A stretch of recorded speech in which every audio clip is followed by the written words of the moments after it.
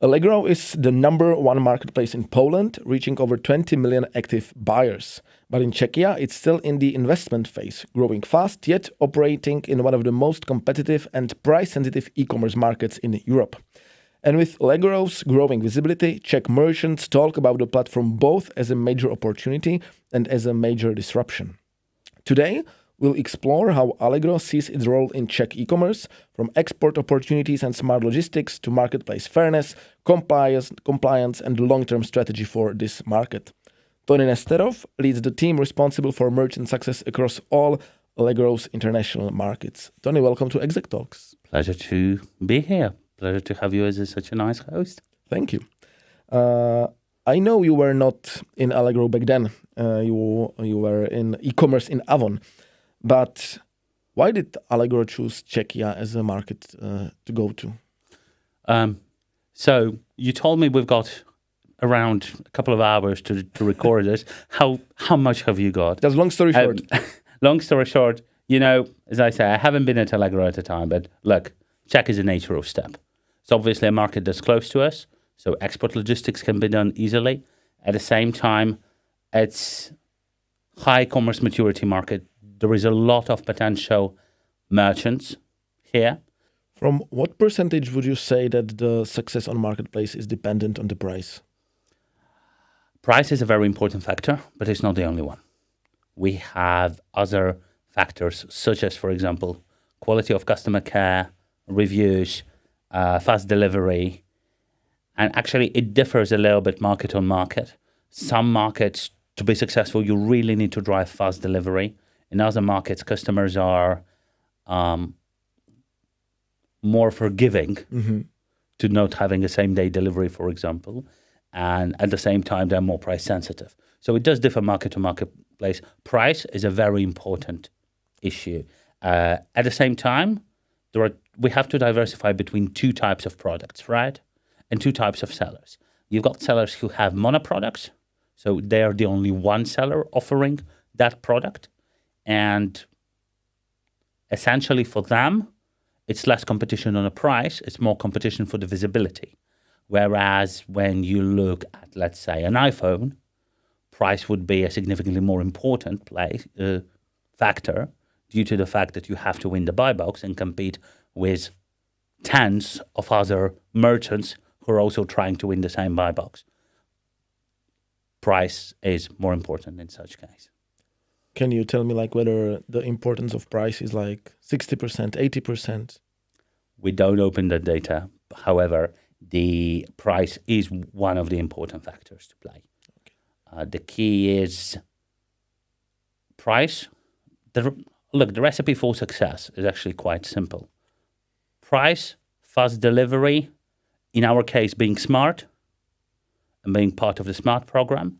And then for the merchants, it's delivery on time, and I think I've already said fast dispatch. So those four factors, in my view, would be the key factors that would help to win the buy box and to win the visibility you need. Obviously, once you have those basics right, you start talking about, okay, how do I make my offers more visible?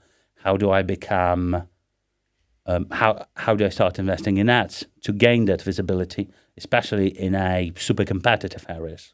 Look, it's probably easier to be merchant number one in a smaller category like books versus a bigger category like electronics due to less competition being in Czech books. I mean, we have some fantastic sellers in books. Actually, one of my favorite sellers is from the books category here in Czech Republic, but there is no export in Czech books.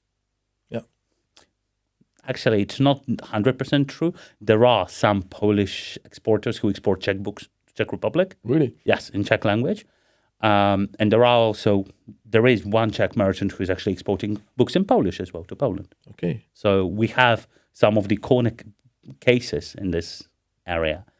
But as I say, the recipe is actually quite easy. Smart, fast dispatch, dispatch on time, great customer care and customer service, and putting it all together, giving you the visibility through our tools like campaigns, ads, and so on and so on and so on. In which of these factors do the sellers struggle the most?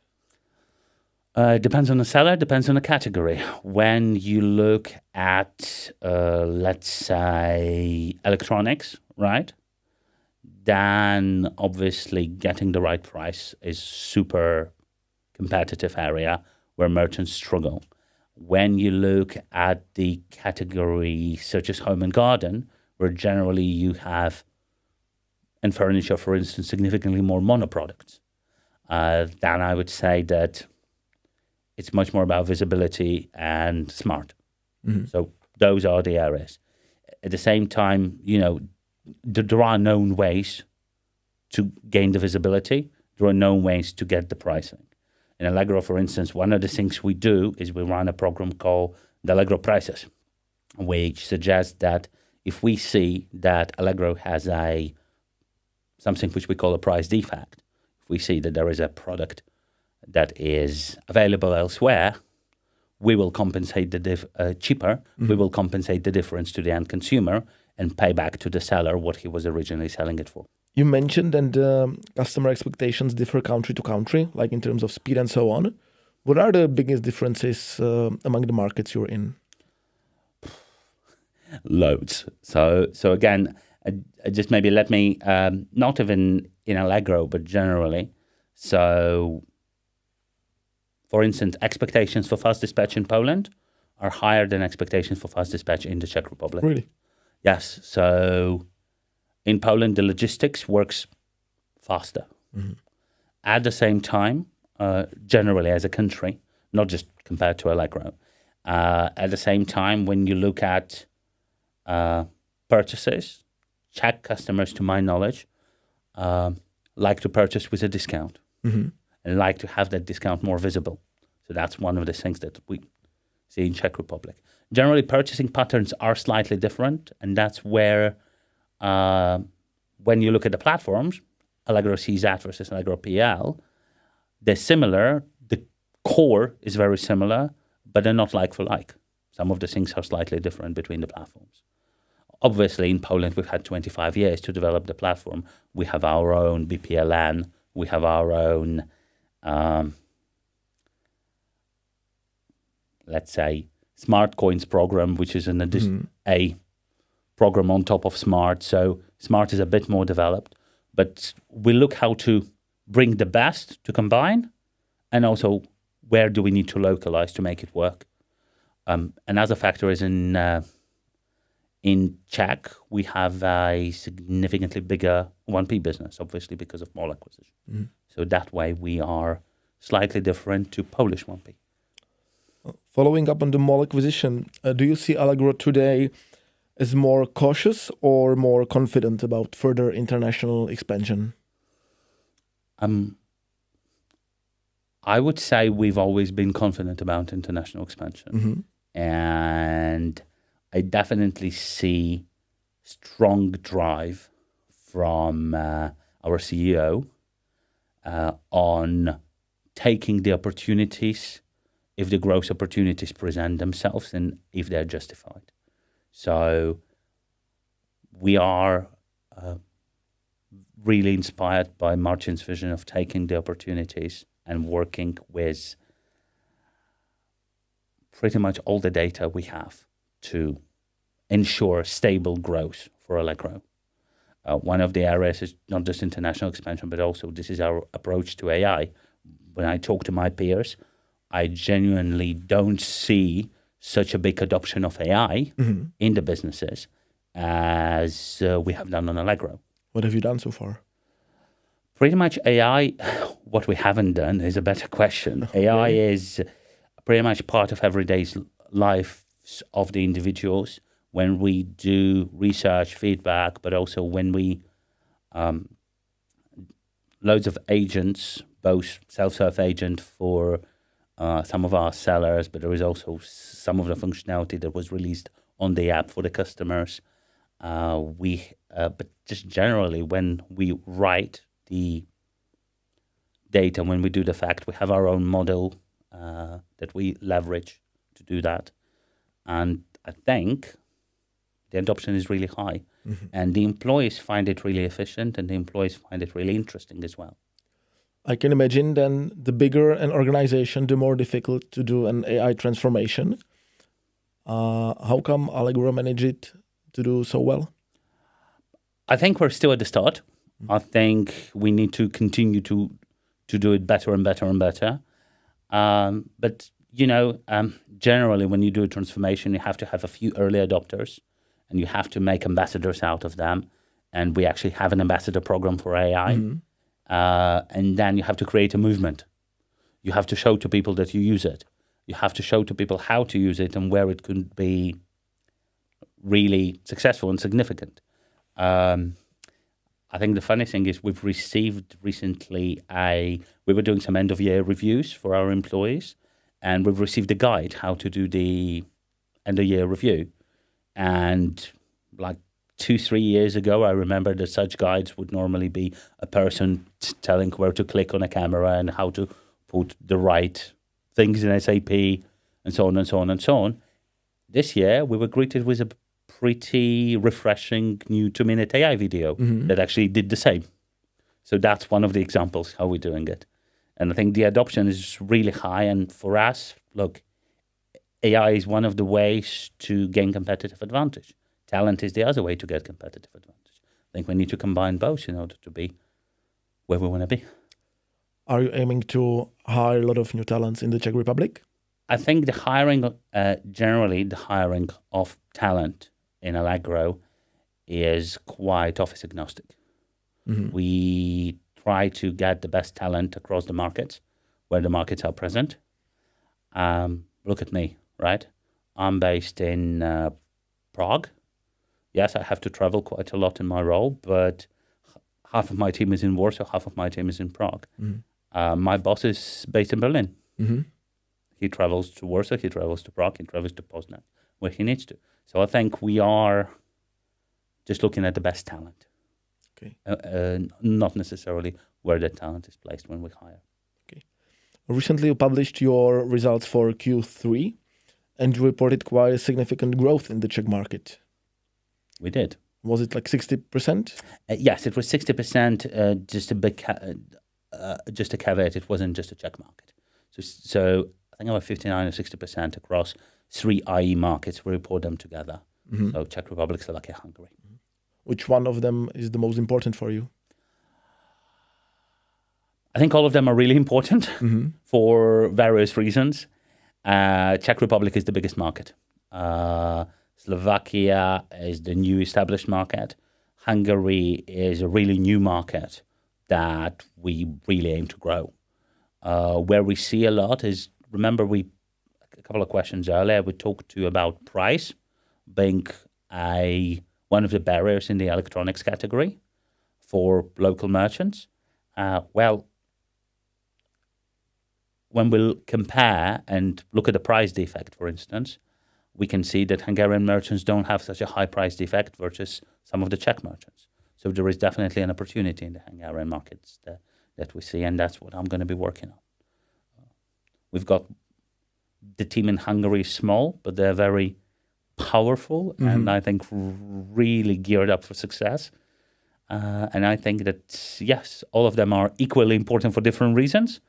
But Czech at the moment is the biggest, obviously, because Mall had a significantly bigger footprint. And also, let's be fair, we've made a very significant investment into Czech Republic. The growth is really good. I know that Allegro stated in the past that you want to be profitable in every market until 4 years from the moment when you enter the market. On the other hand, I've read an interview with your CEO on TechCrunch, which was released a couple of days ago. And he said that if the growth is high enough, then you are willing to invest more and more in the market. So you don't have to turn into black numbers in 4 years. Is the growth of 60% high enough in order not to aim for the profitability? I think we should ask the board rather than myself. Look, I think we definitely have the momentum of growth in the Czech Republic, and we need to do a lot to sustain that growth. Sustaining such a growth 3, 4, 5 years in a row will be probably impossible. At the same time, as Martin very rightly put, if there is an opportunity to grow, we should invest in that opportunity. So yeah, that's how I would respond. What will you have to do in order to sustain the growth, or at least be close to sustaining the growth? I think we need to win hearts and minds of the Czech consumers and hearts and minds of the Czech merchants. That's what we're working on. What comes first, sellers or customers? This is a very hard question for me because I work mostly with sellers in my day-to-day. But I would say there is no first or second. It's different teams who have different priorities, and it is making sure that we have a win-win-win situation. Win for the seller, win for the customer, and a win for Allegro. Specifically in our case, we are not a one-piece store predominantly. We don't buy goods at a margin, sell goods. We're a platform that connects a seller, a local seller, or an exporting seller to the consumers in the country. So for us, it's paramount that the sellers are successful, and it's paramount that the customers are happy. So in that case, I think they're equally as important for us. You are responsible for getting new sellers on the marketplace and their success. I am. Is it an easy job? Is it easy to get new sellers to sell on Allegro? Define easy. Look, I think it's getting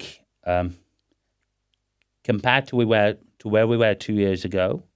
I think we've done a massive job at educating the market of what is the marketplace, how the marketplace works, how to be successful in a marketplace.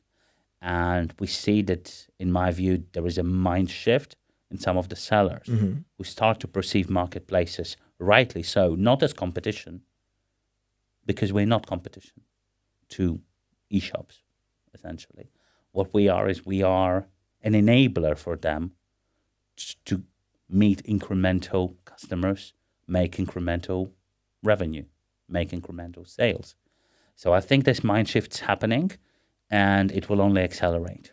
But is it easy? I would say every sales job is easy. You just have to tell the story.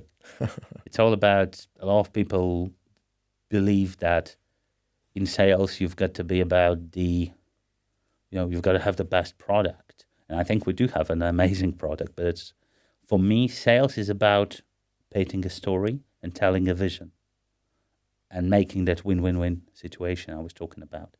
And I think I'm very pleased of having the people in my team who get this vision and who really bring it to the market. So what story are you painting? Story of success. I mean, if you're asking me about the key value proposition for the Czech market and for the Czech merchants, it consists of three core pillars for me. One is be successful in gaining incremental sales in the local market. Second is increase your growth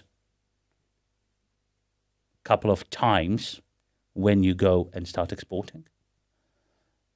And the third pillar is make use of our services that we have, such as logistics, that is fully integrated with Smart, such as campaigns. Let us bring the traffic to you. Your job is have the offer and the product. Our job is to make sure your product is appreciated by the customers and being bought. Are the new revenues truly incremental in the Czech market? In my view, absolutely. I mean, look, if somebody wasn't exporting to Poland and started to export in Poland, it's fully incremental for them. But when we say just on the Czech market? On the Czech market as well, I believe. What you present as an advantage that the Czech sellers can expand abroad, your presence in the Czech market also means that the Polish sellers can sell to Czech customers, which makes the life for the Czech e-shops more difficult. So isn't it like double-edged sword? A lot of the things can be painted as a double-edged sword. I think the real winner is the consumer. Yeah, because the consumer gets the best deal. At the same time, consumers value different benefits. And that's specifically why for a lot of customers we see they use a filter delivered from Czech Republic. They want to buy Czech. And from the local merchants, because the delivery will be faster, because the fast dispatch will be there, because they want to have customer support in their local language from the merchant rather than from Allegro, even though we do provide an opportunity to have AI translation in real time. And that filter is being used, and customers are buying from both Czech and from the export merchants. For some of the customers, in some of the cases, price will be super sensitive, and then they will purely make a decision based on price. I think one of the key factors that Allegro does that help us to differentiate is the fact that we treat all merchants equally. And that's a genuine belief of the marketplace. All merchants, be it Czech, Hungarian, Polish, they follow the same rules. They go through the same onboarding process. They go through the same terms and conditions. They pay the same fees? Yes. We don't differentiate fees by market. So from our point of view, there is fairness in how we approach the market. And then the best deal wins and the best customer wins. Speaking of the sellers, are those typically producers or e-shops or distributors? It varies. And that's exactly one of the big changes we've undertaken right now is we are diversifying the value proposition from being one size fits all or one size fits most to a value proposition for brands, a value proposition for D2C brands, value proposition for resellers, value proposition for distributors. So I think we have something that we can offer different types of partners. And really, I like the word partners rather than sellers, because the key of it is to create a strategic, successful partnership. Now, I'm not going to create a strategic partnership with a brand in the same way I'm creating it with a seller, because they might with a reseller, because they might be interested in completely different things. Whereas the brand might want to drive mental and physical availability of their products on the platform, a reseller will want to compete on price. So this is really a diversified segment, and we have other and many different types of partners. The main type, however, is resellers. That's the biggest portion, I would say. Historically, that's where we come from, right? But now that we differentiate, we start working with brands, we start working with distributors, we start working with D2C brands. So I think that each of those has a specific value proposition and a specific interest in the platform. In the future, who do you think will be the strongest group of partners, as you say? It's hard to define strongest. It depends on what are the goals. So in terms of revenue or GMV? In terms of GMV, again, it's hard to define. It depends on which type of GMV are we talking about. Let's use one of the big brands, Apple. Now, Apple doesn't sell directly on a platform today by themselves. Actually, from my knowledge, they don't sell on any platform directly. However, Apple might want to, Apple or any other brand for that sake, they might want to ensure that the content of their brand is set up in the best possible way. They've got product videos, great product descriptions. They might want to have support of building mental availability of their resellers. So although we will have 10, 15, 20 resellers of Apple, they will want to support 5. And they will want to work with them on ads. So I think in terms of the revenue, this is a very big question. I think in terms of the GMV generated, normally the majority of the GMV would be coming from the resellers. That's a typical thing you see across the piece. However, when you look at generally where the revenue comes from through the streams, it might differ. Okay, going back to your sales process, let's say, do the new sellers mostly come from your outbound activities, or they call yourself on their own? So in our case, it's actually a very good question. So we diversify between smaller sellers and outbound sellers. And we diversify the key account management also. For the smaller sellers, it's normally self-service. For the so-called head sellers, we have a dedicated key account management team that supports them in here. And that key account management team works to onboard those sellers. What do I have to do to get my key account manager? Specifically for you, you can talk to me. No, in general, it is based on the GMV. So when the partner starts, normally they have a certain period of support provided to them by boosters, let's call this team. And after they've been supported, if the GMV is on a certain level, then we're able to allocate a key account manager. What are the most common objections you have to face when trying to get a new seller? I think that's changed in the last couple of years. Mm-hmm. Previously, really, there was this feeling about, I don't want to sell on your platform because actually you're a competition. Right now, luckily, I hope that my team was able to educate the market enough that that objection is going away. The main objection right now is capacity. Mm-hmm. IT capacity, but also prioritization. Mm-hmm. Czech merchants are working very hard on making sure that they make the sales successful on their eShop. And for some of them, they have a roadmap in IT developments for 2-3 years. Mm-hmm. So getting on that roadmap is something we are working with them on. We're showing them the potential. We're talking them through, hey, there is the opportunity for you here. Here is the business case. Let's go together.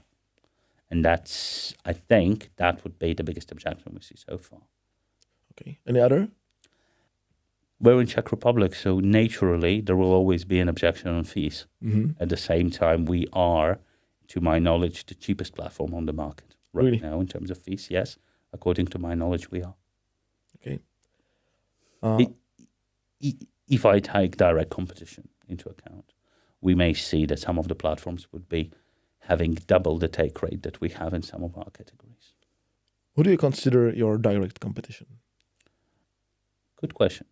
I think if we look into direct competition in Czech Republic, I would say generally, again, depends on the category. We have a certain number of vertical competitors who are very strong in Czech Republic. One of the distinctive features, let's call it, of the Czech market is the fact that we have a number of very strong vertical competitors. Mm-hmm. So it could be, for example, Natino in the fragrance category. Mm-hmm. On the other side, you could have new marketplaces that are coming right now, guys from Schwarz Group, but also the Chinese competitions such as Temu, Shine. Obviously, in the electronics verticals, we have some really strong players here as well, such as Data Telsa. So I think we have a lot of competition, but actually it's good. Competition is good for business. It's good for consumers because it makes the customer value bigger. The only caveat here that I have is that all the competition has to play by the same rules. We are a European leading European tech company. We are a listed company. We play by a set of European rules and obey European regulations. That's not necessarily the same conditions all of the competition that's available on Czech market operates by today. Now I have to ask, because you mentioned like the same conditions. Some people say that sellers on Allegro do not always sell, for example, the Czech manuals with the product. So is this still fair competition? Are still the same conditions? we are a platform. We're not packing, we're not shipping, we're not delivering. Our job is to ensure that we connect the seller and the customer.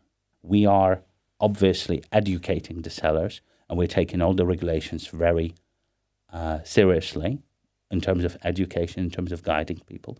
And obviously, if we see the breach, we can act upon it. It's important to say that we can act upon it only within our own platform. And trust me, we've seen a lot of acting upon in case the breach happens. I think in 2024, the figure I have in mind is 122 million listings that we've actually blocked because they were not following some of the rules and regulations of the platform. So in that respect, I think Allegro's main responsibility as the platform is to ensure that we act upon the breaches and that we connect the customer and the partner.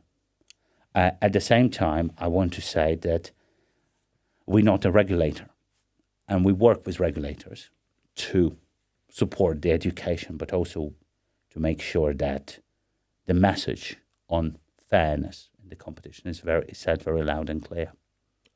You mentioned act upon breaches. Is there something more you could do in order to prevent the breaches? There is always more that can be done. I think the core point here is we really aim to fully comply with the Czech and the EU competition laws, and we really aim to ensure that we provide the best customer value. If we see that somebody is not following those regulations, it's our job to take action, and trust me, we take action. And there are a number of actions that can be taken, from blocking the offer to blocking the seller, to penalizing them in terms of the removal of the offers completely from the platform. So I think that we are doing a very fair approach to the maximization of consumer value here. Some customers compare Allegro with Temu or Shein, whilst the other compare it more with, let's say, Alza or Datart. How would you like Czech customers to perceive Allegro?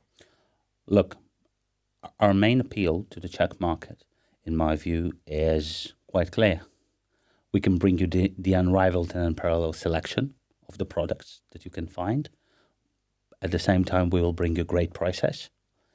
And all of that in a comfort and safety of shopping from a European platform that follows the EU regulations, follows EU laws, and delivers the goods very quickly.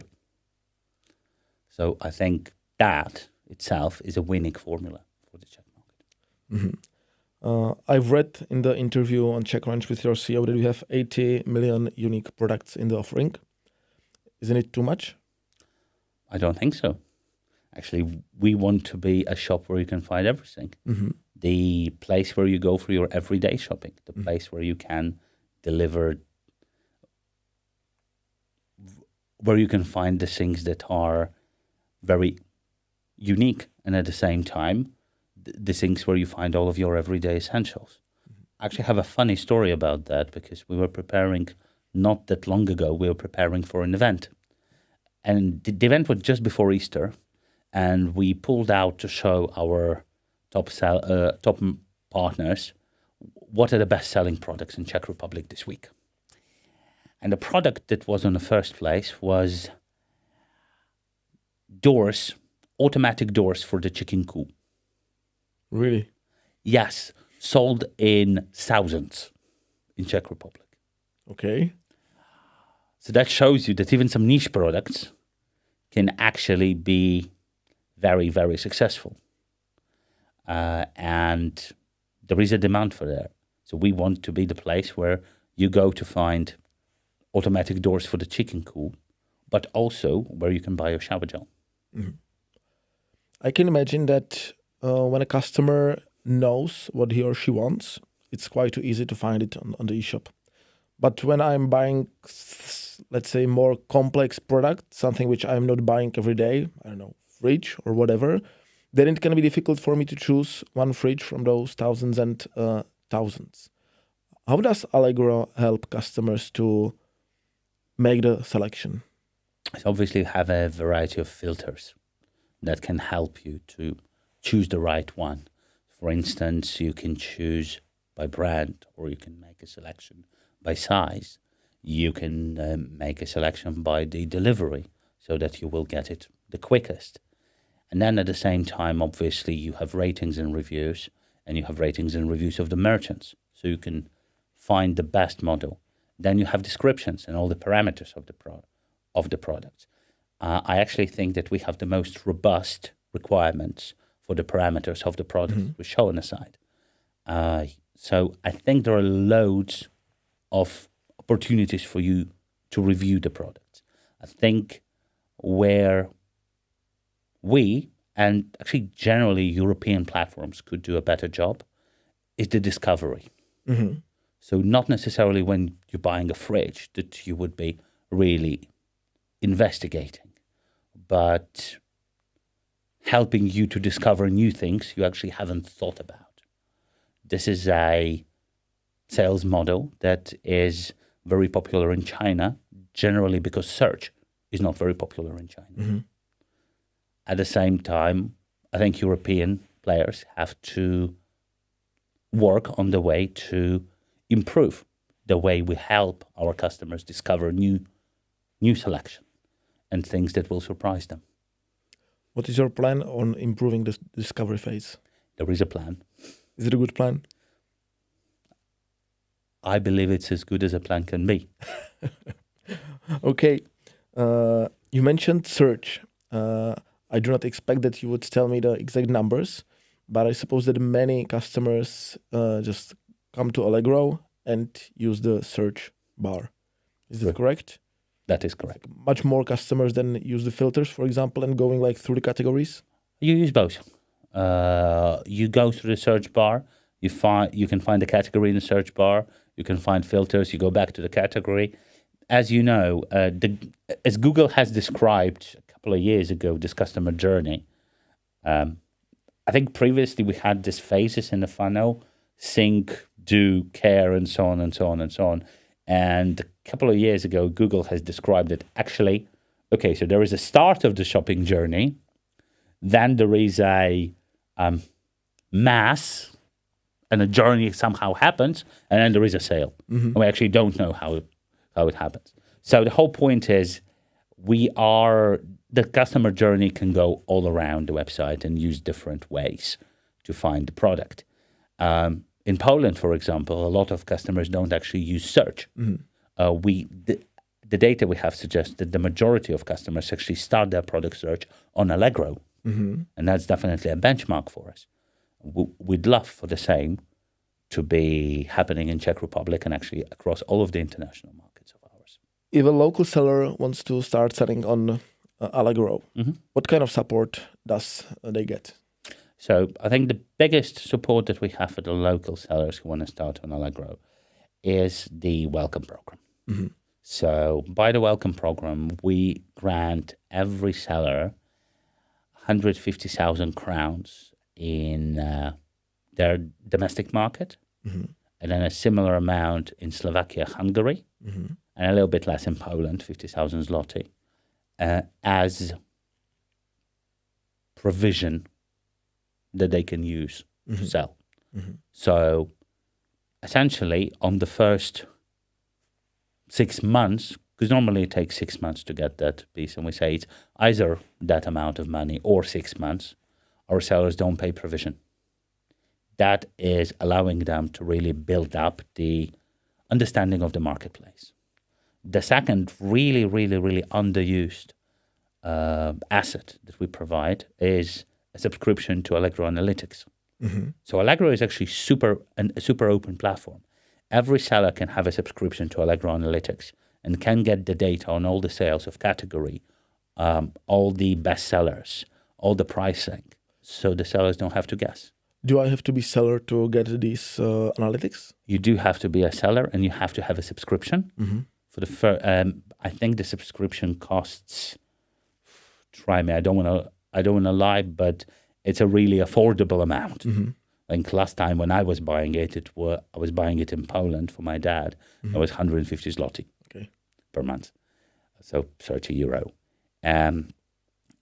Essentially, it's a subscription that gives you all access to all the data of the platform across all of the markets, and you can see what sells well, how much is it being sold, what are the best sellers, and so on and so on and so on. Why is it underused when it's so good? I think we need to talk more about it. So talk. I do. No, look, nobody else, like if you go to become a seller at, let's say, one of the 1P stores, sometimes they will share the data on their sales in your category. Otherwise, you have to buy Nielsen. On Allegro, it is literally an open book. You can go and you can see what were the sales of a certain category, of a certain brand in that category, and you can benchmark them against yours. And that's available as part of Allegro Analytics that is given for free for the first 6 months to all sellers. And that's really thought for seller to educate themselves and build up the understanding of the category that they're going. It's especially important when you're planning on exporting, because what it helps you to do, it helps you to set the right price during the export. Not obviously what we allow sellers to do is to use quite a lot of price adjustment when they go and start exporting. Some sellers might choose to make their products more expensive when they export. Some sellers might choose to make them cheaper. So it's really a great analytical tool that the merchants that work with my team mostly use to understand their category and make the right decisions. And when you talk about Poland, you can actually understand certain parts of the landscape of e-commerce in Poland using that, given the fact that we're a very established platform there. Speaking of export, what separates successful exporters from the rest? I was thinking about this for a while, and actually, I think it's the mindset of not being afraid to experiment. We have some really successful exporters who are based on the border with Poland. And they were, for instance, experimenting with the delivery methods, how to ensure that they get the best delivery method.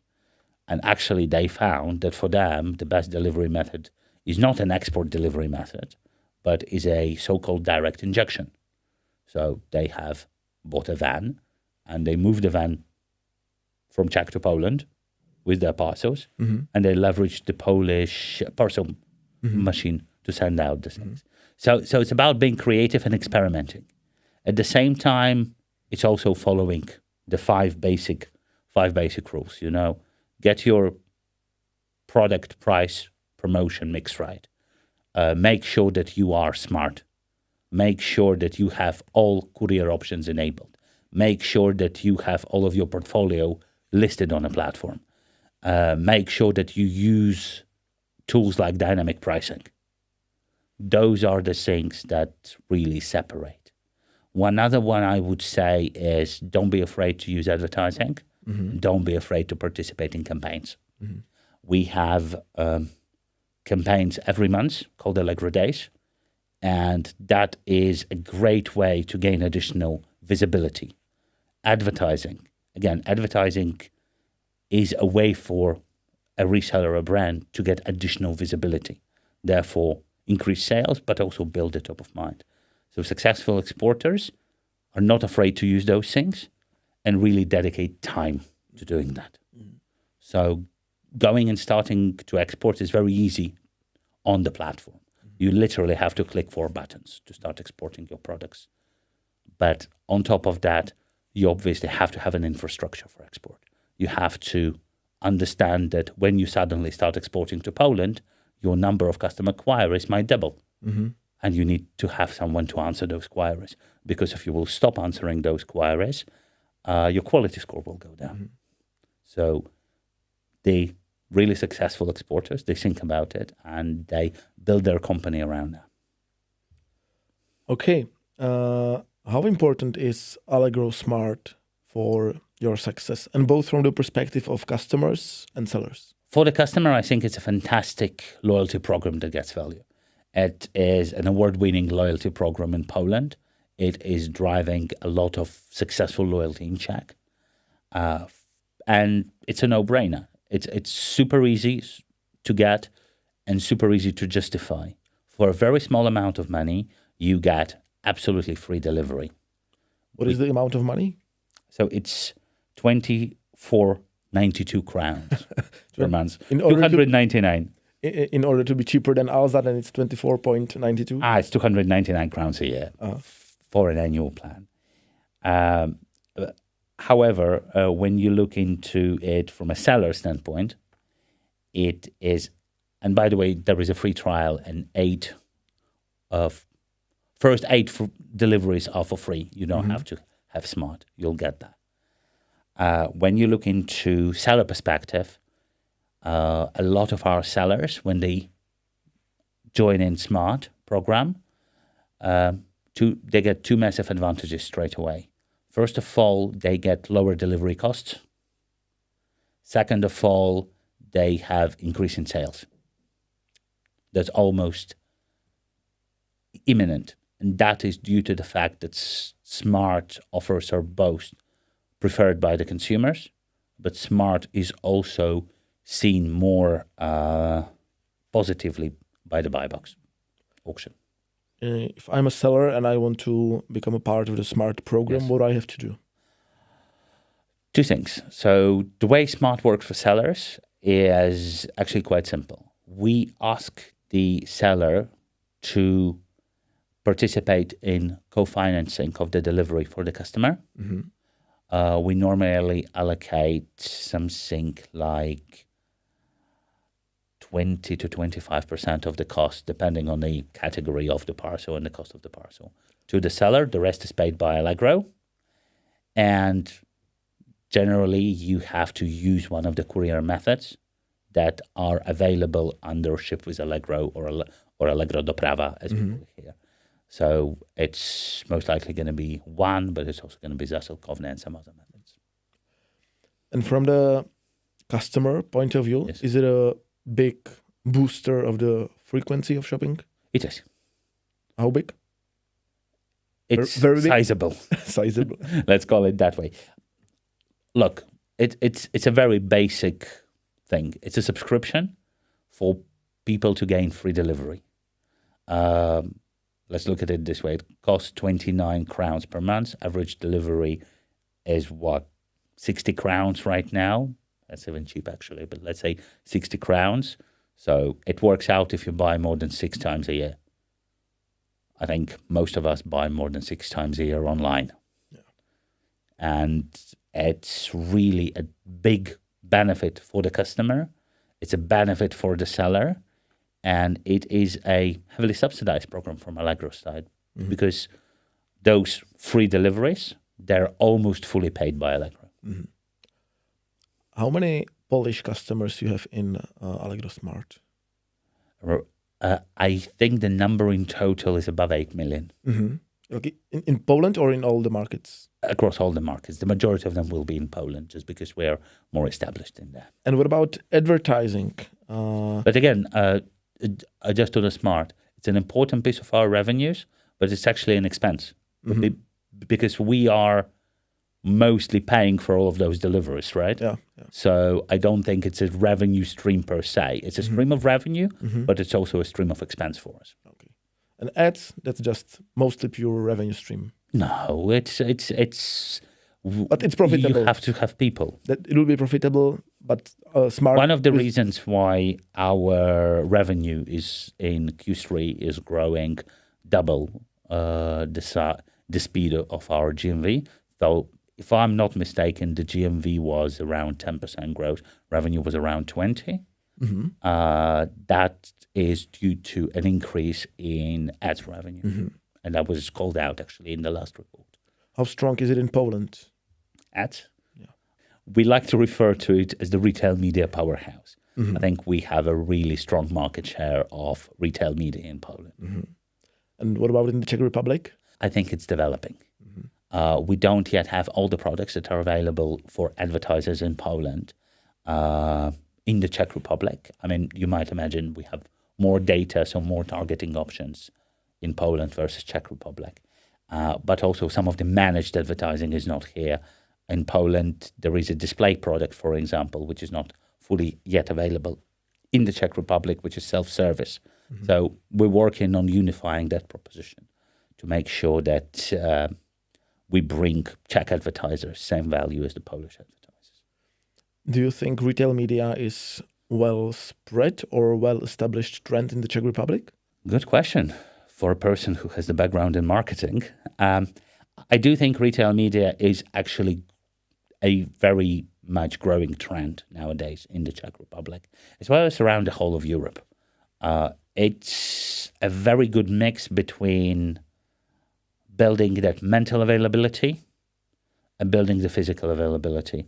Obviously, being in retail media, you can influence the decision of the purchase, but at the same time, you build up your brand name, you build up your visibility, and the effectiveness of that is bound to be, in my view, very good, due to the fact that you do it exactly where the customer is shopping. Your CEO mentioned in the interview that your ambition is to be the number one in the Czech e-commerce. Absolutely. That will probably take some time. What would you personally see as a success at the end of 2026? So 3 things. Winning more hearts and minds of Czech consumers. That's for sure. Strategic partnerships with our key partners. And a happy team. I think we're really lucky by having the people we have here in Czech Republic, by having the talent, by having the caliber of people. And seeing them happy would be, for me, one of my personal successes. Okay. And I was very happy to have you today on the podcast. So thank you very much, Tony. It's great to be here. Thank you very much for hosting me. Thank you. Cheers.